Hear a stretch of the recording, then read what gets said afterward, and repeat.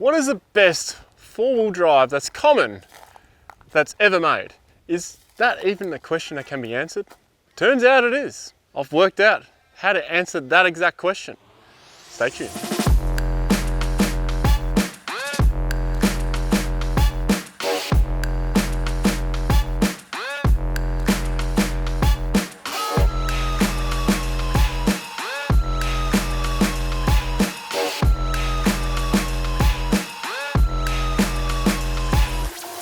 So how have I worked this out? Well, I've done my own little data sheet right here. It's a formula that works out what is the best four-wheel drive ever made that's common.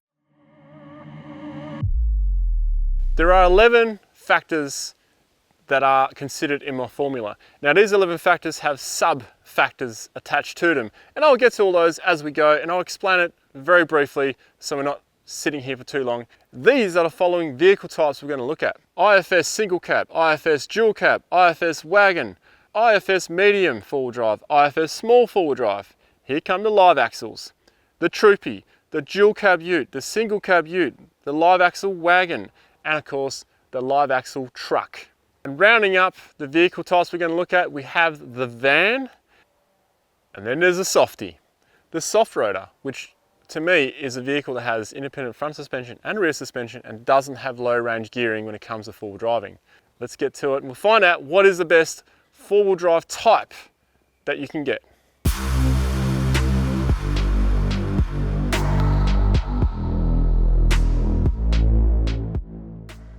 General off-road capability. Now that is a big thing about the best four-wheel drive, right? Or any four-wheel drive.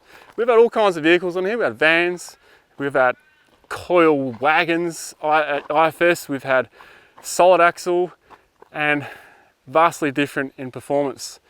So the underlying ones here that I considered are off-road ready, and general will go anywhere off-road, and also tight tracks. So those three factors are in here. There is another off-road factor which is more like the hardcore stuff to do with flex and stuff. We'll get to that later. But as you'll see on there, and my little algorithm I made up here, you can see that the IFS vehicles aren't really the best when it comes to off-road ready. Yes, I do consider them off-road ready, but compared to a live axle vehicle, those vehicles are made for the rough terrain. They're made for off-road, intent off-road in mind. Also general off-roading, they will handle it better. It's just a better vehicle, it's a stronger vehicle overall, so therefore they're going to score higher. Then it's also the tight tracks. So the bigger and longer the vehicle is, the more it's going to struggle on a tight track. So that's my idea of general off-roading, the capability of it, and it reflects on here.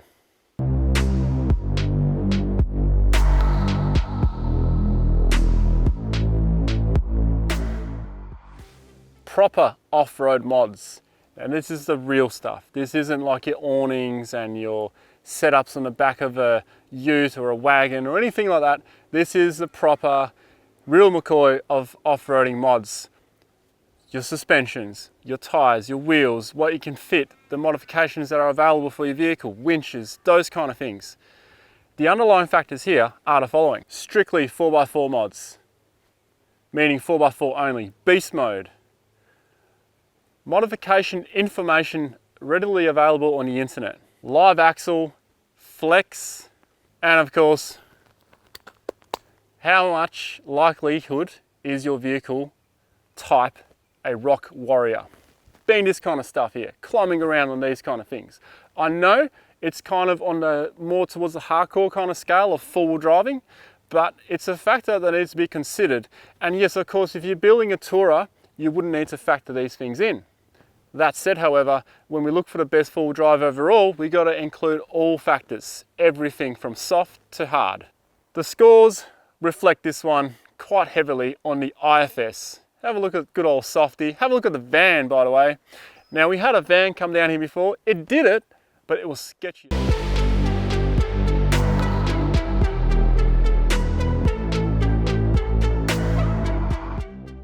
General home on wheels. This is one of my favorite ones.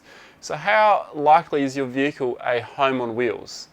Also, how safe are you in a vehicle when you're parked up and camping, and how safe are your items? Are they locked away? And then the third category underneath that is how likely is owning this vehicle and setting up for touring, how likely are you to be able to avoid towing on that trip?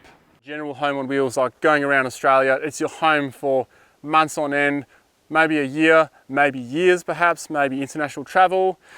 We also have the personal safety and personal items. Is your stuff safe? Are you safe as well? For instance, take the wagon. If you sleep in there, you're not really locked away, so people can still get to you, but all your stuff is secure because you can lock it. Say on a dual cab ute, you can't really lock your stuff away. It's kind of exposed outside unless you do a canopy. We're going to live in that car as well. Unless you do a conversion with the whole thing on the back, that is a home on wheels. A troopy is a home on wheels. A van is a home on wheels. A big truck you can change into anything. Yeah, TV, you gotta have that as well. How likely is your build able to avoid towing? Take this as a two-person tourer, you can avoid towing with this vehicle more or less, but it's a 5-seater. How can you avoid not towing if you're touring around Australia with a 5-seater vehicle that's full of occupants? Even 2 kids in the back of this or 2 other adults, where are they all going to stay unless you're towing something? And as you'll see on the scoreboard there, it's reflecting those statistics that I've added in there, and you can see which are up the front there. The troopy's number 1, the van being the second, the truck's right up there, and the single cab ute as well. Now the reason why a single cab ute is up there, it can handle a lot of load. You can fit a big home on wheels on the back of it, like this GU right here, which we had in modified episode 80 something. Really cool build.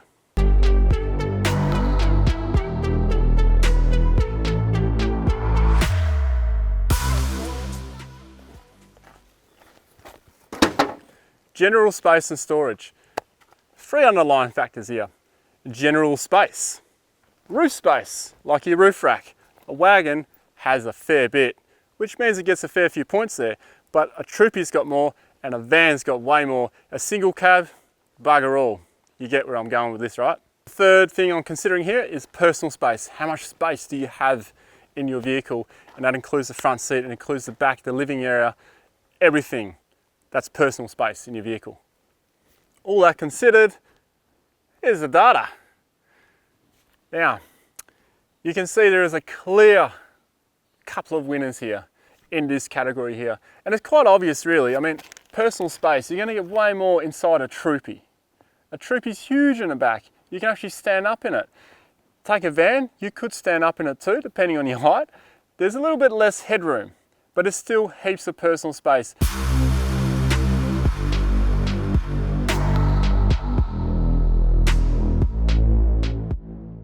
Family vehicle rating. Why is that even in here? It's pretty damn obvious, right? Well, there is a difference. You know, you can have a dual cab ute, you can have a wagon, which is more family friendly, and then there's of course the small 4-wheel drive and little softy soft-roader that's down the bottom there.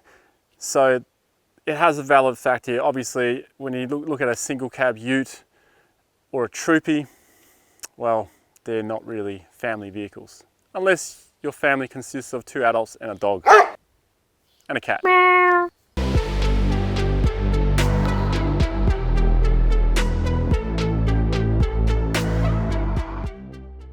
Comfort. That is very important to a lot of people. And a lot of people change their seats in their vehicles just for this reason. So I'm not factoring in you can change your seats, I'm factoring in just general comfort of the whole vehicle, with the suspension set up and all that kind of stuff. So for example, you cannot beat IFS vehicles. They are always going to be more comfortable. And generally speaking, you cannot beat IFS wagons. You can't compare it to anything. They are very comfortable. On-road, off-road, you don't really feel the bumps. Yeah, look, in some situations, they're probably not the best capability off-road, but that's not what we're talking about here. We're talking about comfort, general comfort. But one other underlying factor right here, so there's 3 factors, which is why there's 30 points on the board, out of 30 you can get, is daily driven. Is that car a good daily driver?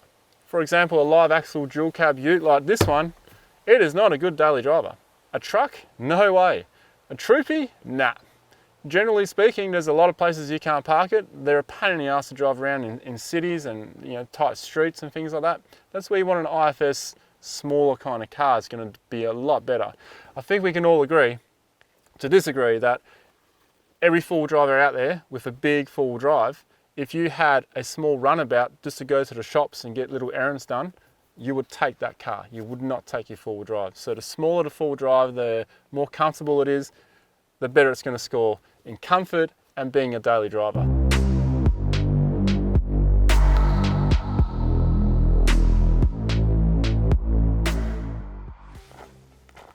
Work and play. Well, clearly I've got tradies in mind. Work and play, get a ute.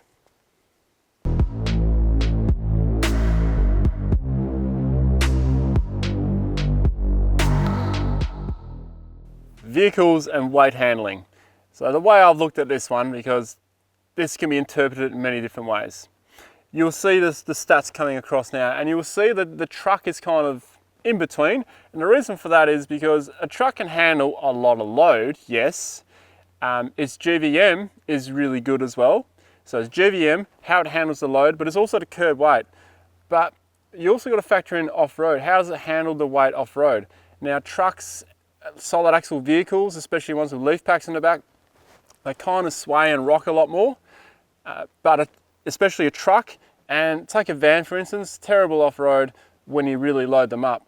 Vehicles with high center of gravity, they're not going to score as good here. So that is what the scoreboard reflects right there. And curb weight is a big thing. If your vehicle has a low curb weight, it's going to score high.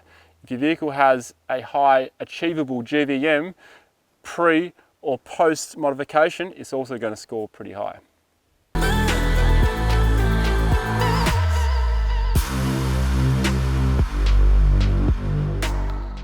The number one underscoring factor here is how easy is your vehicle to modify? How easy, accessible, and options are there for your vehicle? Let's go back to that van again. How many bull bars are available for a van? Not many. Definitely buy anything for these old girls now at all. So this is a fully custom bar made up in the shed at home. Let's take a single cab ute. There'll be a lot of bars available for it. Now, of course, it does come down to brands as well. Spotlights, bull bar, wheels, tires, rhino hide, roof rack, rooftop tent, awning, an IFS wagon, live axle wagon, dual cab ute. You know, utes, wagons, they have endless possibilities really. The other factor here is, underlying factor, is the open plans build. Is this an open plans build vehicle? A lot of people will consider this an open plans build. I mean, there's so much gear in this car, it's pretty much a remote tourer. But an open plans build really is something like a single cab ute. That is a whole camper, there's a whole house on the back of this thing, and you can live out of it for months on end. It's like, we're kind of going back to the home on wheels. That's a good example for an open plans build. Take for instance, a troopy. You can make that into anything you like, anything. So the troopy scores the biggest here. And of course the ones that don't score so well, let me explain why. You have a truck, you have the van, and you have the softy off-roader. The reason why they don't score too well is because there's not much available for these types of vehicles. Not many people own them, so there's not that many things available, so the options are quite limited. So they're not easy to modify. How easy is your vehicle to modify, and what are the possibilities?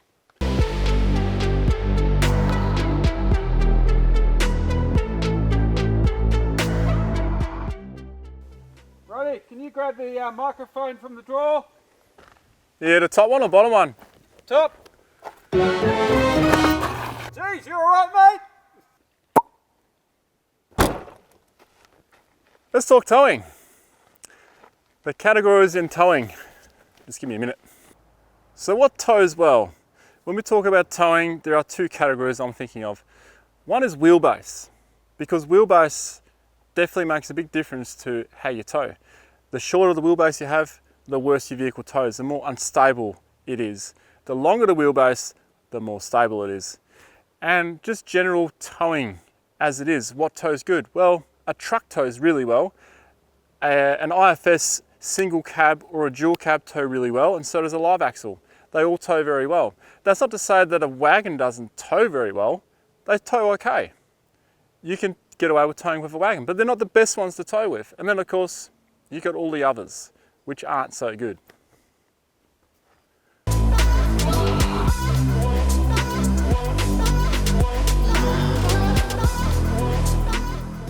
The most difficult one for me to work out and crunch numbers for. So for example, we have two underlying factors. One is fuel usage when you load it, and the other one is long range tourer. And with the long range tourer, it's not just about the fuel, how much fuel we can carry, it's also about the type of vehicle, and if you can carry that fuel, is this car actually a tourer? Like, can you put a big canopy in the back and live in it, or can you live in the back of a van or a troopy? So those kind of things will score a bit higher when it comes to long range tourer. So it's not simply just about fuel. So which uses more fuel? Well, there's a few clear ones that use a lot of fuel. Most of these vehicles, once they're loaded, are going to use a lot more fuel. And it's pretty much flat across the board. Some way more than others. Like a smaller four-wheel drive will use way more fuel if you try and load so much gear into it, because it doesn't matter if your vehicle is big or small, you're generally going to have roughly the same amount of gear with you. Yes, it might change to some form or way because you're restricted, small little tents and stuff, because you're trying to micro overland, I guess you can call it. And if you have like a bigger vehicle, you can fit the bigger swags and a bit more comfort. But generally speaking, you're going to have about as much gear, really. So therefore, small vehicles are going to get penalised here. The second important one is, how much is your vehicle considered a remote tourer? Let's take a van. Yes, you can remote tour in it, but most vans are on petrol, and there's not many options for fuel tanks, you know, to get long range fuel tanks, and they're terrible on fuel. They're shaped like a brick more than most other cars. So it's not going to score very well. And I think the board reflects that pretty well.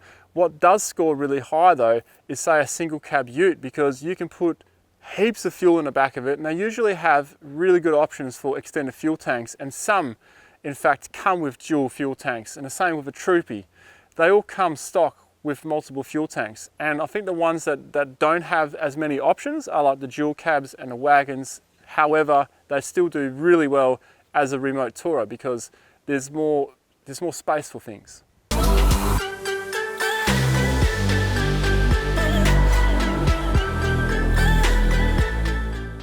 Here is the final tally. What is the best common 4x4 ever made?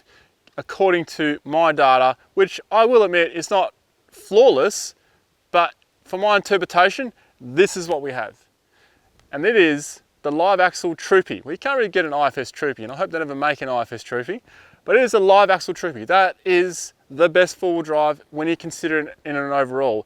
And yes, there will be people going, well, hang on, what if you got two kids or something like that? Well, that being the case, then it's not the best for you. But generally speaking, with everything across the board, including the family rating, which should score low in, it is the best four-wheel drive according to these stats. Second place, we've got the wagon, the live axle wagon, so keep that in mind as well. Then we have the single cab ute, and then we have the dual cab ute.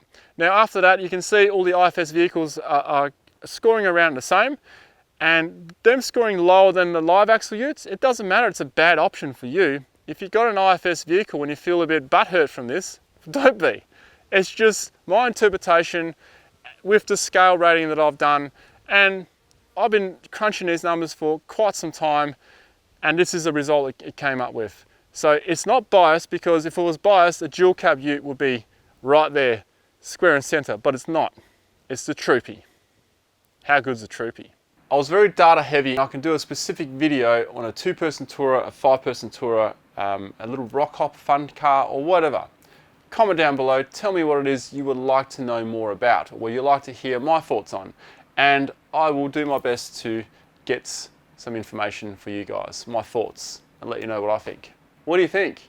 Did you expect the troopy to be the best four-wheel drive ever made? Common one, that is.